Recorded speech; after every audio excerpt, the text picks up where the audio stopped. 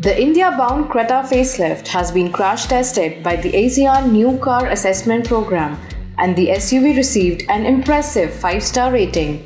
The SUV was tested in frontal impact, side pole impact, and whiplash among others.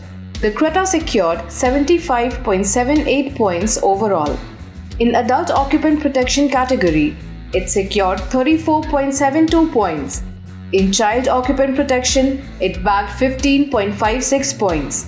In safety assist category, it got 14.08 points and 11.42 points for motorcyclist safety category.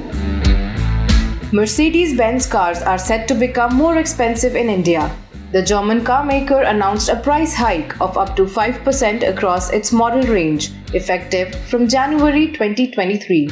Mercedes cited increase in input and logistic costs as the primary reason for the price hike. Price increase ranges from Rs 1.5 lakh for the entry-level GLA to Rs 4.5 lakh for the S-Class 350D and a good Rs 7 lakh for the top-of-the-line Mercedes Maybach S580. Renault India too announced a price hike across its model range effective from January 2023. Prices have been increased to partially offset the impact of the constant increase in input costs.